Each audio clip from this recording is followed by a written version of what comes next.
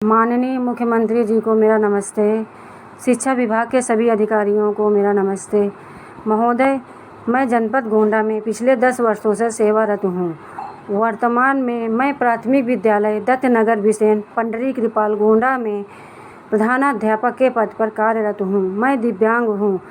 महोदय, मेरे पति रेलवे लखनऊ बादशाह नगर में स्थायी रूप से निरीक्षक के पद पर कार्यरत हैं। मेरे सास ससुर का देहांत हो चुका है। घर पर और कोई भी नहीं है। मेरे पति और बच्चे लखनऊ में रहते हैं। महोदय, मैं पिछले कई वर्षों से अंतर जनपदीय ट्रांसफ़र का आवेदन करती आ रही हूँ। आज तक मुझे ट्रांसफ़र नहीं मिला है। महोदय, आपको जानकर आश्चर्य होगा कि इस बार मेरा भरांक 40 था, तब भी मेरा ट्रांसफ़र नहीं किया गया और वहीं पर 12 भरांक वालों का ट्रांसफ़र कर दिया गया है। महोदय, यह कैसा नियम है?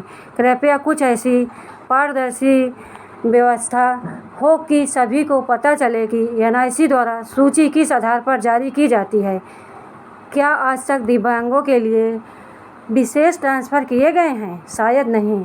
कृपया इन ट्रांसफ़र की जांच करवाने की कृपा करें।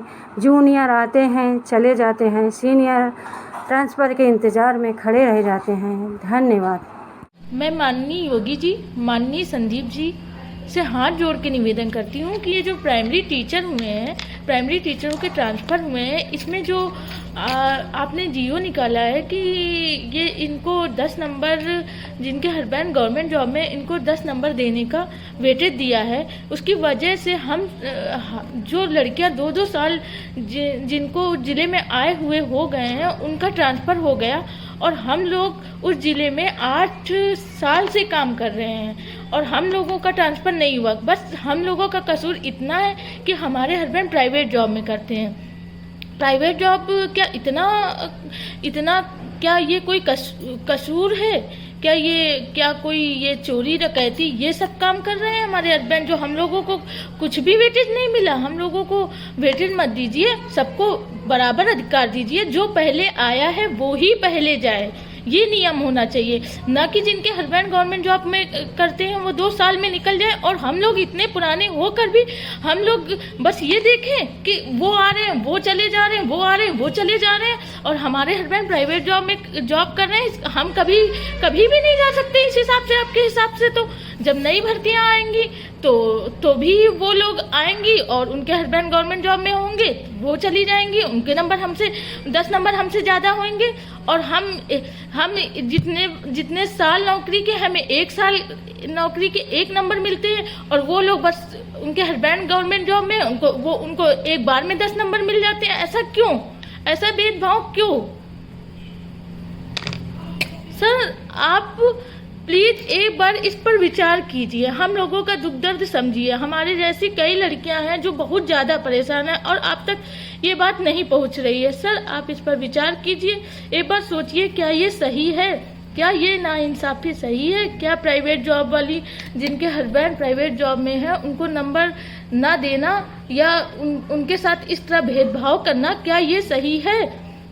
अगर किसी के हस्बैंड, मेरे हस्बैंड जैसे सॉफ्टवेयर इंजीनियर है, किसी के हस्बैंड सीए हैं, किसी के हस्बैंड गूगल ऑरेकल जैसी कंपनियों में काम करते हैं, नोएडा जैसी सिटी में रहते हैं और हम इधर सिद्धार्थ नगर में हैं, तो हमारे हस्बैंड तो यहाँ आ नहीं सकते क्योंकि यहाँ पर तो कंपनियाँ हैं नहीं, ना बस्ती में है, ना गोरखपुर में, ना आसपास किसी भी क्षेत्र में कंपनियाँ नहीं है। तो हमारे हस्बैंड यहाँ आ नहीं सकते, तो हमारा ट्रांसफ़र तो वहाँ हो सकता है ना। और केवल मैं अपने लिए ट्रांसफ़र नहीं कह रही हूँ, मेरे बाद वाली लड़कियां तो आराम से लेके जा रही हैं नोएडा। कोई कोई बुलंदशहर जा रहा, कोई कहीं जा रहा, कोई किसी का कहीं ट्रांसफ़र हो रहा, तो उनको 2 साल 3 साल नौकरी लिए हुए हो गए, वो अपने हस्बैंड के साथ, अपने परिवार के साथ चली गई। और हम लोग इतने पुराने हो गए, 8 साल हो गए हमको और हम उसी ज़िले में हैं। और अगर यही जियो रहा, अगर यही 10 नंबर उनको मिलते रहे तो हम लोग कभी भी नहीं जाएंगे और हम लोग बस यही तमाशा देखेंगे कि वो 2-2 साल वाले आए, 2 साल जॉब करे हुए उन लड़कियों को और वो चलते बने। सर, मेरा आपसे बस इतना निवेदन है कि आप बैच वाइज ट्रांसफ़र कीजिए। जो सबसे पहले आया है वही सबसे पहले जाए। सर, यही नियम होना चाहिए। हम लोगों का कोई कसूर नहीं है सर इसमें कि हमारे हस्बैंड प्राइवेट जॉब में करते हैं, इसमें हमारा कोई कसूर नहीं है। सर हम लोग बहुत परेशान हैं, क्योंकि बात इसकी नहीं है कि हमारे ट्रांसफर की बात है सर, हमसे बाद वाले जाए और हम रह जाएं, बस इस वजह से, इस भेदभाव की वजह से कि मेरे हस्बैंड प्राइवेट जॉब करते हैं।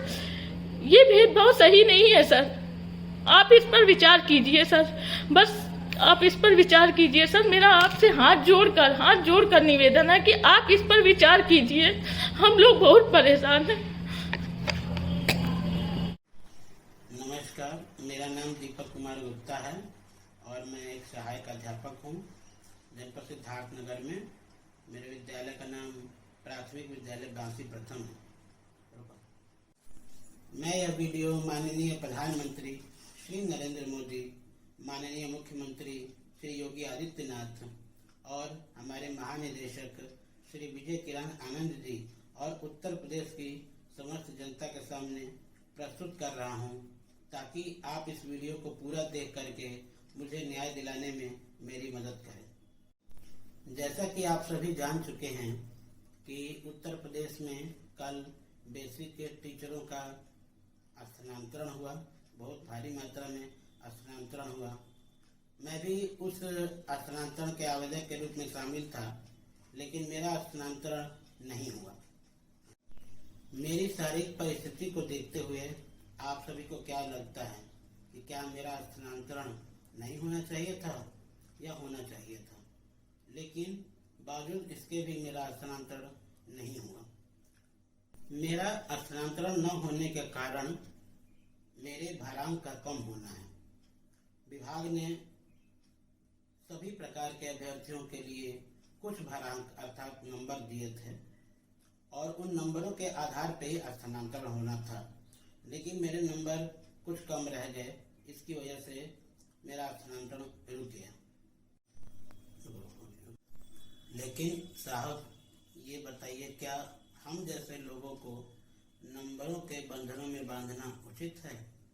हम जैसे लोगों को तो संवेदना, दया, भावना, इन सबों के बंधनों से बांधने की जरूरत है, ताकि हम अपनी अक्षमता को भूल करके अपने कार्य को और भी बेहतर तरीके से और सामान्य लोगों के साथ कदम से कदम मिलाकर कर सके और हम अपने विभाग को और भी आगे ले जा सके और उनका नाम रोशन कर सके।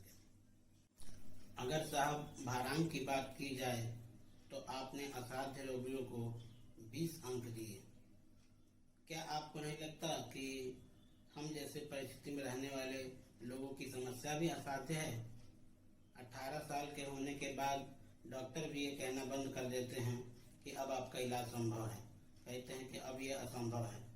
और हमारे देश में तो एक सामान्य व्यक्ति की नौकरी भी 25 साल के बाद लगती है, तो हम तो वैसे भी 10 साल आगे निकल जाते हैं। तो हमारी तो कोई भी संभावना नहीं रहती कि इन परिस्थितियों से या इन शारीरिक परिस्थितियों से हम उबर पाएंगे। तो अगर गौर से देखा जाए तो हमारी स्थिति भी असाध्य ही है। बावजूद इसके हमें सिर्फ 10 अंक का भारांक दिया गया और साहब साथ में सामान्य महिलाओं को भी 10 अंक का भारांक दिया गया। मुझे ये समझ में नहीं आता कि एक सामान्य महिला जो स्वयं ही खाना बना सकती है, कपड़े धो सकती है, बाजार से कोई भी सामान बड़ी ही आसानी के साथ ले आ सकती है और अपना परिवार चला सकती है, लेकिन हम जैसे व्यक्ति तो खुद से खाना भी बनाने में बड़ी मशक्कत करनी पड़ती है। कपड़े धोना और बाजार से सामान लाने के लिए तो पूछिए ही मत, कितने कष्टों का सामना करना पड़ता है। बाहर जाने के लिए भी किसी दूसरे व्यक्ति का सहारा लेना पड़ता है। सामान लाने के लिए भी किसी अन्य व्यक्तियों को रिक्वेस्ट करना पड़ता है कि प्लीज़ मेरी हेल्प कर दीजिए या मेरा सामान थोड़ा घर तक पहुंचवा दीजिए। तो खैर, मुझे इससे समस्या नहीं है कि आपने किसे कितना भारांक दिया या जो भी आपने अपनी नीति के अनुसार किया, लेकिन साहब मैं आपसे बस इतना ही रिक्वेस्ट करना चाहता हूँ, इतनी मेरी विनती है आपसे कि आप हम जैसे लोगों की शारीरिक परिस्थितियों को ध्यान देते हुए हम लोगों का स्थानांतरण हमारे जिले के या हमारे घर के समीप के विद्यालय में करने का कष्ट करें। यहाँ दूसरे जिलों में रह करके प्रत्येक दिन हमारा जीवन अत्यंत ही कष्टकारी हो जाता है, बहुत ही समस्याओं का सामना करना पड़ता है, अभी जिसे मैं इस वीडियो के माध्यम से व्यक्त नहीं कर सकता हूँ। मेरा बस आपसे इतना ही रिक्वेस्ट है कि आप जो है हमारी विनती को स्वीकार करिए और हमें बिना किसी नंबर के, बिना किसी भारांक के बाधाओं से मुक्त करते हुए हमें अपने घर के समीप वाले विद्यालय में स्थानांतरित करने की कृपा करें। मेरा मूल जनपद जो है बलिया जिला है और ये सिद्धार्थनगर जिले से, जहां मैं वर्तमान में कार्यरत हूँ, लगभग 300 किलोमीटर पड़ता है और इतनी दूरी को तय करने में मुझे जिन कष्टों का सामना करना पड़ता है उसे शायद मैं व्यक्त भी नहीं कर सकता हूँ। इसलिए आपसे मेरा करवंदन निवेदन है कि मेरी प्रार्थना को स्वीकार करें और मेरा स्थानांतरण मेरे घर के समीप के विद्यालय में करने की कृपा करें।